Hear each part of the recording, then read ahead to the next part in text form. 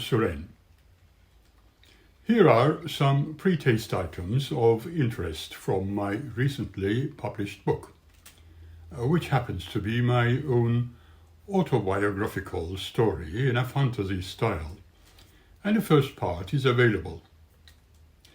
The second part is not yet, unless my publisher, pretending to be a reputable company, has scammed and ripped me off from my savings entirely, thus proving themselves to be unreliable, forcing me to consider to have my work, my life of dreams of life, to be republished by another and hopefully honest company. However, let's get back to my subject. Drifting back to normal waking consciousness, I was wondering and asking a number of questions. Was this yet another self-induced dream, fantasy, or was it perhaps self-hypnosis? Was I creating a virtual reality? Was I perhaps escaping the real issues at hand?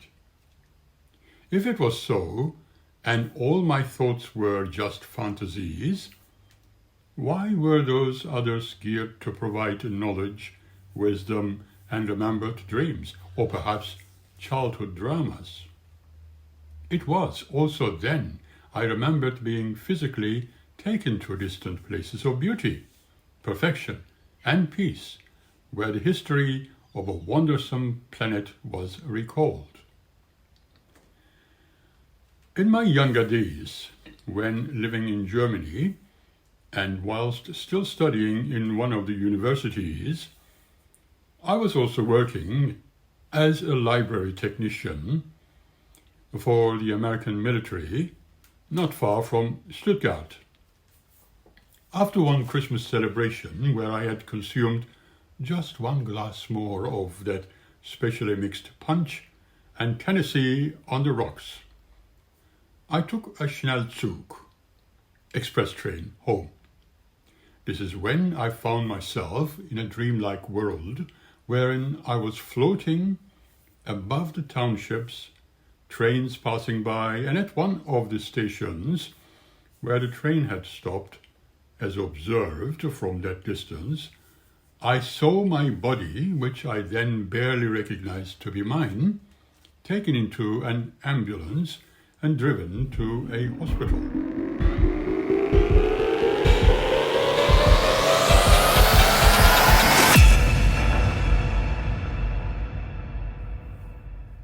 I then just drifted away, meeting some people that I knew, yet when physically awake they would be unfamiliar to me.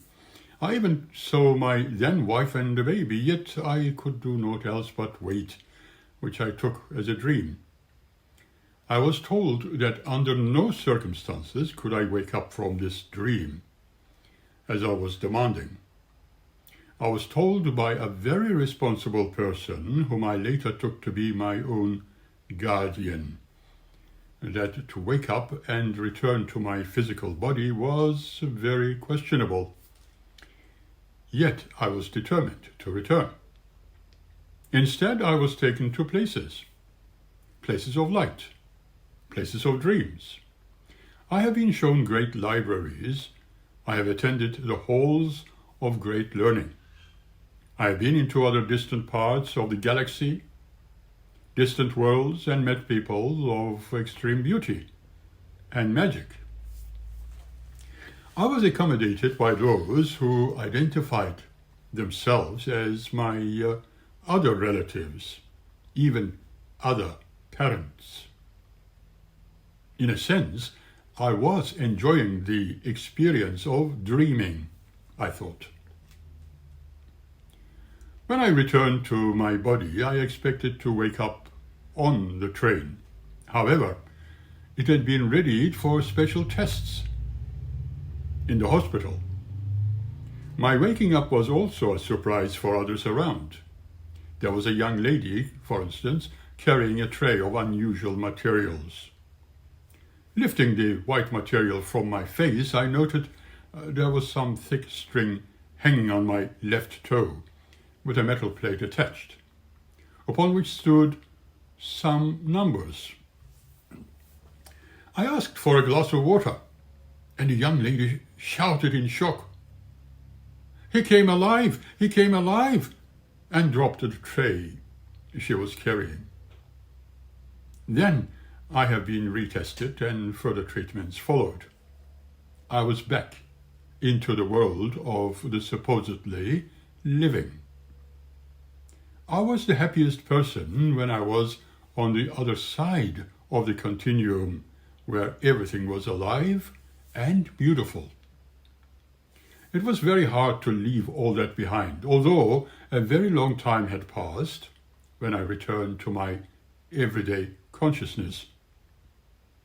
What I have discovered and learned will be a subject for the next time, and I will tell you a lot more. This was one of my out-of-the-body experiences. They are all in my books. There were times when I felt loneliest and lost, especially during my traveling with people pretending to be my friends, who were ever ready to take advantage of me. During some of my journeyings, I was happy not to have my keyboard or synthesizers with me, which I often used when composing musical tones, for reasons unthought, most of which I recorded, but with some melody in my mind. I was whistling. I thought it was better left alone. What was truly happening to me at such a time? What happened to my music, which was the harmony? For now I could feel none. It was no longer surprising. Yet I pondered that maybe later I could capture the mood to compose again, start painting, writing books and poetry, without which I found it to be very difficult to exist in a world of much strife, where joyfulness and wanting, poverty and wealth, a world of contrasts, were experienced. I too have experienced the saddest moments of life and the happiest, but when I was let alone and was living my own life, I was creative, fulfilled, and happy.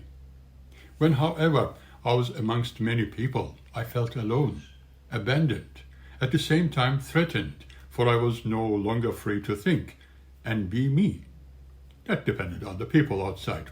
And that outside world was crushing upon my shoulders when all others, I thought, wanted to trim me, which started with my father, followed by one of my cousins, still younger in those days.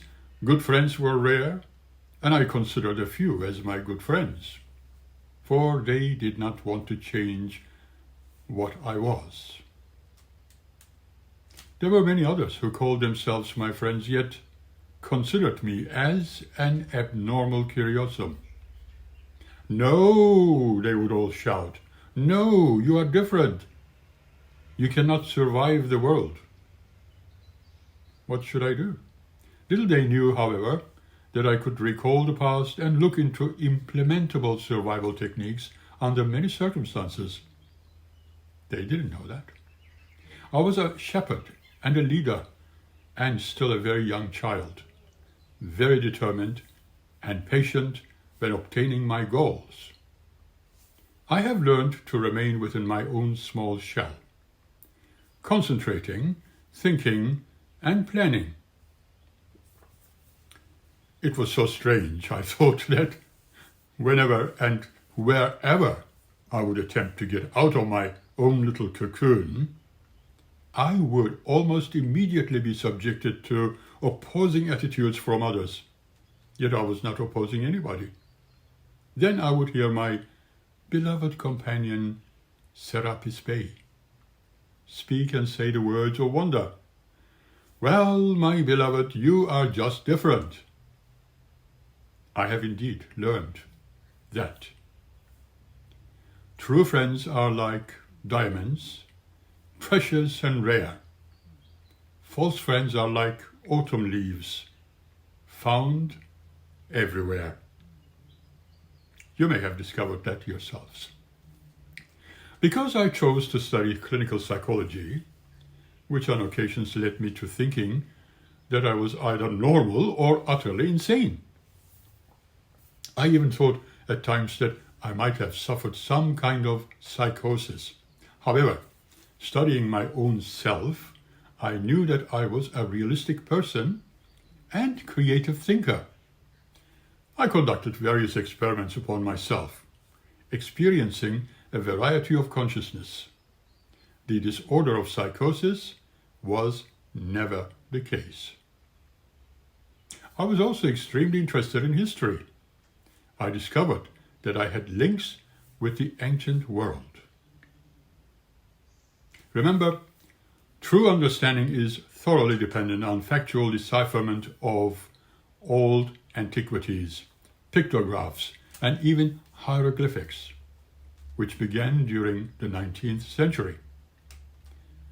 There was a general interest in further discovery, and many people have visited those countries wherein researcher and curious would discover a treasure of knowledge and much more. But for now, I shall meet you again soon by the next episode. Keep smiling and be happy. All the rest and more details will be within my books. Thank you.